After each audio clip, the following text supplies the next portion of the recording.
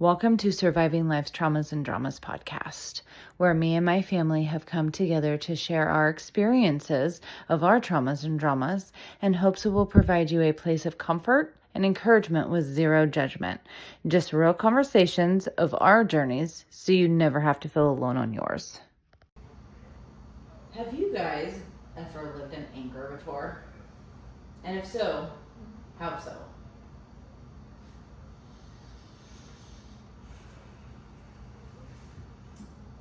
I mean, yes. When I was in 8th grade, I was very, very angry all the time. To the point that I would literally go to school and find somebody to have a fight with. Oh, wow. So I could release a lot of that anger just because of stuff that was going on at home. That was also the year that I realized it was pretty bad because I was getting in a fight pretty much every day, and usually with guys, because girls just slapped and pulled hair. I actually wanted a fist fight. I realized kind of coming out of 8th grade that it was a problem, and going into high school I wanted to be different, but that's been really hard because there are definitely times where I can feel my anger boil up. Like when me and Joe had separated, the month that we had separated, he had told me I had to come over to the house if I wanted to see the kids because he had had the kids that day. And he wasn't going to give them back unless they came over and talked to him. Needless to say, that did not go over well. But I went to the house, was talking to him, and like he was saying a bunch of nonsense and everything. We were standing in the kitchen, and I literally had the counter behind me. I had to grab onto it because I wanted to attack him. Like I could just feel my anger was so high, and like I know it's still there, and it's something that I have to keep control of. But it obviously kind of scares me too. It's like if I allow that to come back out, it's not pretty. Like, starting from a young age, like I almost killed my stepdad. Like I literally stuck the knife in the pillow beside him while he was sleeping. Anger's not good. For me, I have lived with anger a lot of my living years. I've lived with anger most of my life, and I didn't really recognize it until, I don't know, I would probably say my 30s. And I didn't know what I was feeling. Like, I mean, I knew I was angry, but I didn't know that it was an anger issue or I had anger problems. I just knew I was angry, and I would lash out with being a bitch, or I would lash out with my words. And I would honestly, because I was angry, I would be so disrespectful.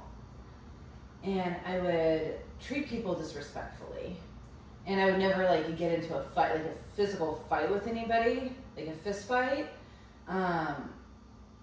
But I didn't treat people kindly either because I was so angry because of what I personally went through with my past. And I didn't really recognize it until, I don't know, probably 3 years ago. And when I finally recognized it, I was like, oh shit, that's what that has been the entire time. That is not a good thing, and we gotta work on that. Because I don't want to be an angry person. I'm generally a pretty positive person. And with my positivity, I also, like to make people laugh and like to have fun and, so on and so forth. And I'm a very loving person, and that was contradictory to who I am. Love doesn't come with anger, right? And so I wasn't able to really love people or be positive because I had so much anger. And I didn't like that. I didn't like who I became because of that. I didn't like who I was becoming because of that. Because on the flip side of that, of being positive, I became such a negative person. And then I started hanging out with negative people. And then hanging out with negative people, negative stuff started. And then, you know, and it was kind of building fuel to that fire, right? If it is true, you are who you hang out with, 100%. And so with that anger came other people with anger problems, other people with drama, other people with their own baggage, other people that were negative. And there was never any positive. It was always anger. And I'm like, time out. What is happening? And I don't really remember what, if there was an event that took place and it's like, okay, whoa, like I need to fix something here. But I have been working on not being angry so much anymore and being back to being loving, being positive, helping others be positive, and you know? And so I think that anger is part of, because it's kind of like having a shell, right? Or an onion, you know? You have to pull it back, and what you see once you pull that onion back is a lot of hurt and a lot of pain. And when you discover that, you also discover, oh shit, that's why I've been so angry? Yeah. Oh shit. Because it's a secondary emotion. Yeah. And it's anger, you know, people that are hurt are very angry because it's a secondary emotion. And so when people are angry, it's automatically, for me now, what's going on? You're really angry, and it's okay that you don't talk to me about it, but I know that you're hurting. Yep. So with that, it's kind of adding on to that. It's funny because you and me have talked where we've kind of swapped roles emotionally, but like I'm kind of embracing my anger a little bit more. I know that sounds weird, but like I had realized that I had a lot of anger that I had just kind of masked and never really dealt with. And now that I've kind of, you know, gone through and, you know, done a lot of self-processing and everything, like I am trying to allow that emotion back into my life. Not necessarily like living in anger, but allowing that secondary emotion, because I think it is healthy in a way. And maybe this is controversial, but like for probably a good chunk of mine and Joe's relationship, we never had a fight. Not until we actually separated. Like, never fought. And it's because I think we both were too afraid to let our true emotions show. Like, I was too afraid to let my anger show and lose control. And, you know, he had his things that he was dealing with too, but like, there is something healthy that comes out of anger, because you can see that somebody's hurting. You know, if you poke a bear too much, they're gonna growl at you. They're gonna, you know, let out their lion roar. Something's gonna happen when you hurt someone. And I was just masking it. So now I'm trying to allow that anger out in a healthy way, and it's very weird, because for a long time my anger scared me, because it was in control of me. So, But there's a difference between healthy anger and negative anger. Attack anger. You're beating the shit out of somebody because you're angry, and so you just have to punch. Or beating somebody because you're angry inside. hurting others because you're Thank you, yes. But there's also a healthy anger. And like, for example, all four of us are moms. If anybody, under any circumstances, fucks with our kids, Mama Bear comes out real quick. But that's a healthy anger. Why? Because you're protecting your cubs, right? You're protecting your children. And that's an okay anger because you're doing it out of love and protection. Yeah. Well, there's always a root issue to everything. Mm-hmm. And like what you were saying, letting the anger come out, my personal thought is if you allow it to come out, somehow that will expose the root issue as to why you are angry, to where you can take care of this, let it do whatever it takes to be released from the situation of whatever it is, forgiving or just taking someone out of your, whatever it is, I don't know. Yeah. Everyone's different. I don't think I've ever, I don't think I have an anger issue. If I do, it's to myself and the decisions I've made that have hurt the people I love. And it's, to me, it's like, okay, why did I make those decisions? And I had to, it's the hardest thing is to forgive yourself, to let that anger, and I had to forgive myself to where I wouldn't be angry with myself, mad at myself. Why did I make this decision that hurt this person and this person? Why? It's I don't think that if I do, it's to myself. But I think for me, the hardest thing was living with someone with an anger issue and having to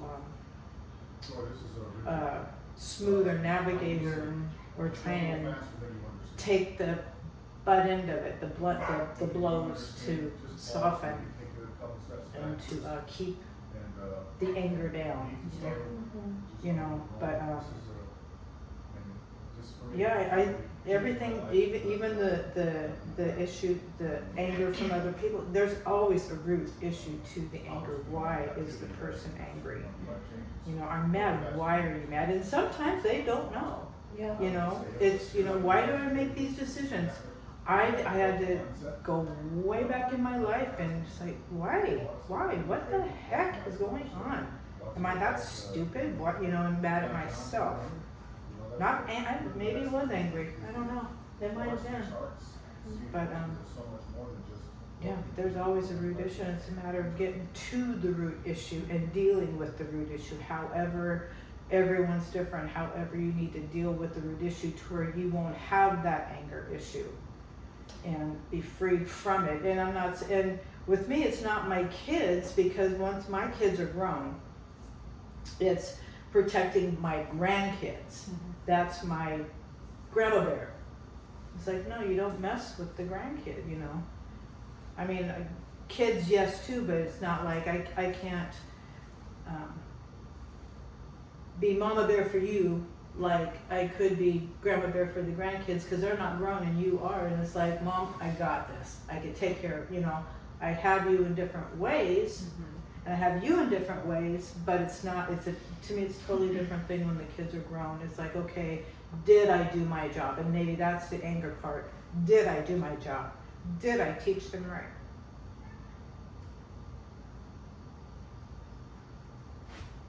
Okay, someone else. So with that,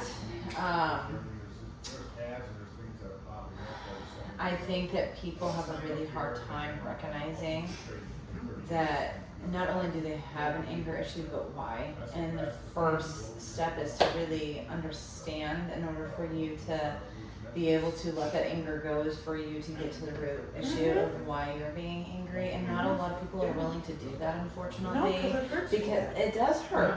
It hurts a lot, you know, to not only get down to the root issue, because when you get down to the root issue of why you're angry, it brings up so much trauma, so much pain, and it puts your mind in a different perspective.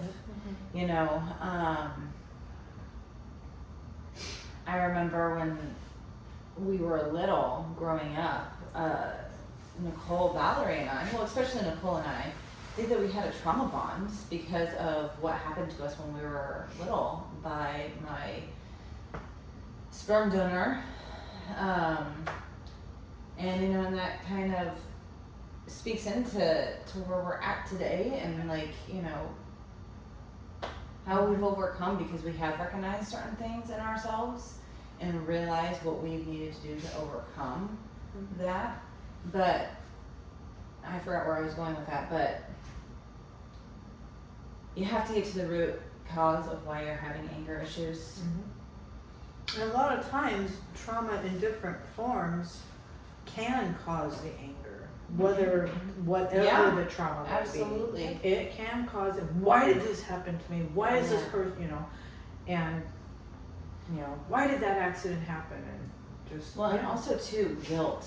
Guilt Yeah. can create a lot of anger. yeah, And people don't think of it like that. People are like, oh, I'm just being guilty. And, I mean, yes, that can be true. But you have anger because you're feeling guilty about a situation that you wish you could have stopped. You wish you could have prevented. You wish that you could have said something different or done something different. And you have such guilt that it brings up so much anger in you. yeah. And that's a thing. It is a thing. I went through that for years. Yeah. Why did I not ask this question? Why did I say that instead of this? And I had to forgive myself and release myself from it. It's like, you know. Oh, there you go. That's it though. There it is. You have to release yourself Yeah.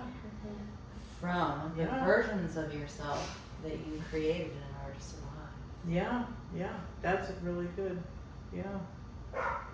That, and you also, as hard as it is, you have to process through your triggers. Yeah. Yeah. Oh, Because Yeah. like I've found over the years that my triggers, it's almost like somebody stabs you with a knife, right? Like it hurts, you lash out because it hurts. yeah. Like, that's where I think a lot of people get stuck, is they have so many triggers from whatever the trauma or the guilt or whatever the situation is, that they just get in this pattern of constantly being triggered and lashing out at people, and it's just, you know, it's what they're used to doing, and they think that's who they are. Yeah. Well, and to piggyback off what you said, it's what you do with all of that that really matters. It's you recognizing your triggers. It's recognizing you're feeling guilty. Why are we feeling guilty? It's recognizing I'm angry. Why are we angry? And now that we recognize it, what are we going to do about it? Are we going to continue living in that guilt? Are we going to continue living in that anger? Or are we going to do something about it?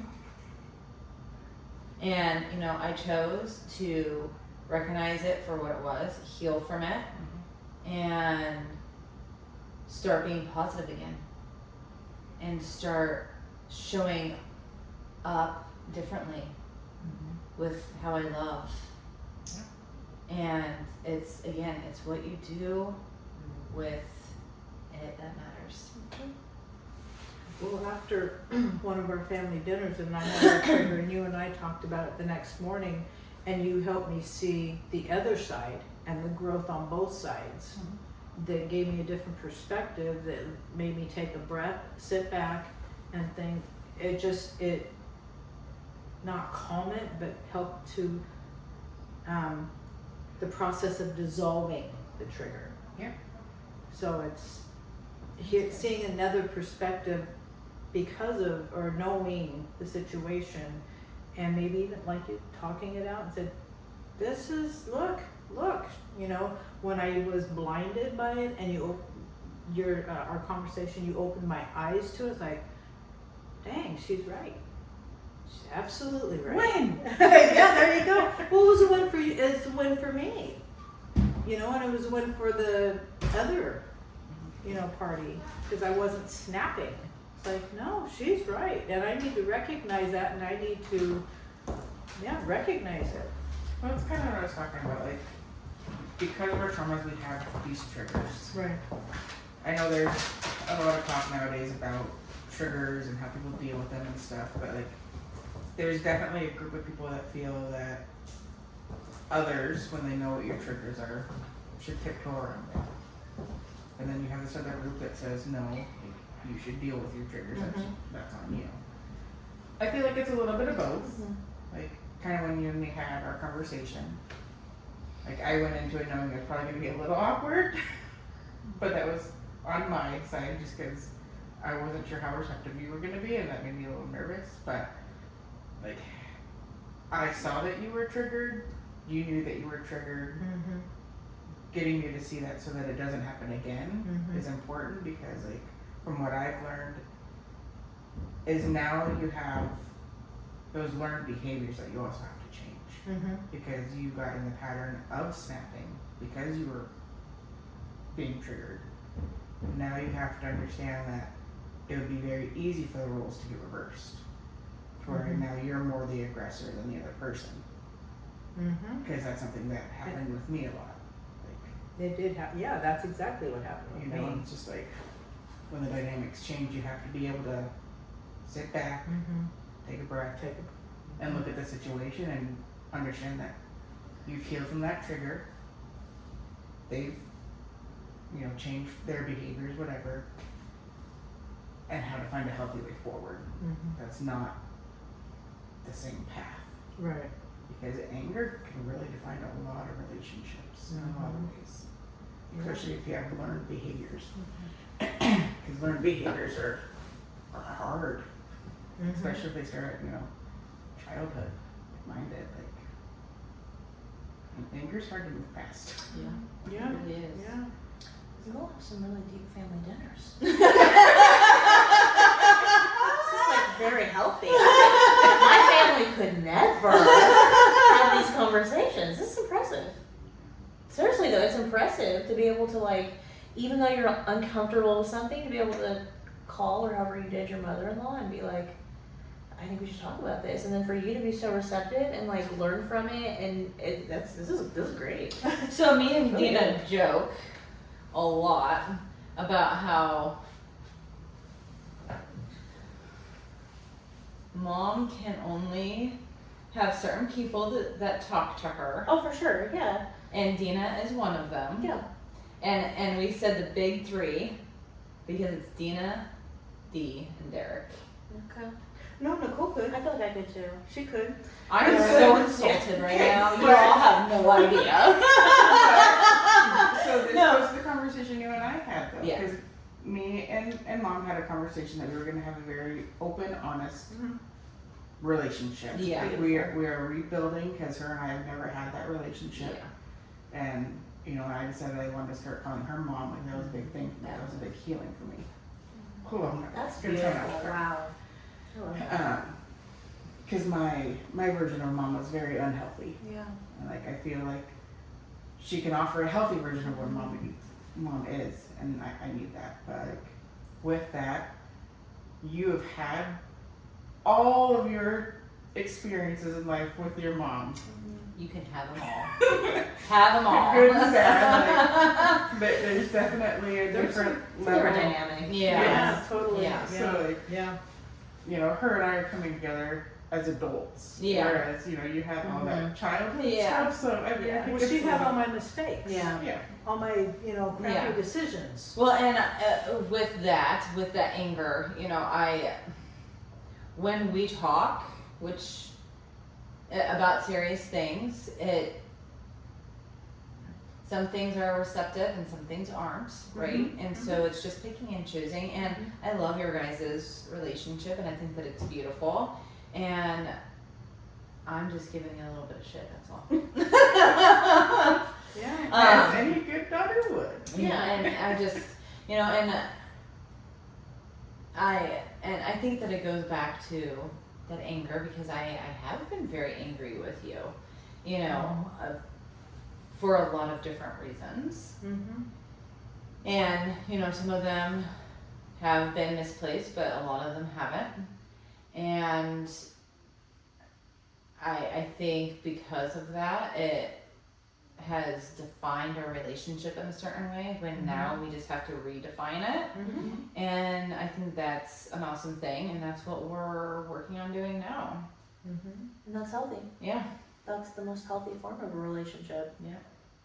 Yeah. So, and with that, we will be talking about later on, not in this segment, but mother and daughter relationships. So Lord, Oh God. brace yourselves. That one might be an hour. She's like, wait, I didn't know about this one. So I'm gonna invite your mom to Okay. come on. Oh, well. I'm gonna invite your mom, and it's Your mom's doing cartwheels right now. I know. You ready? You ready, Nan? Prepare yourself.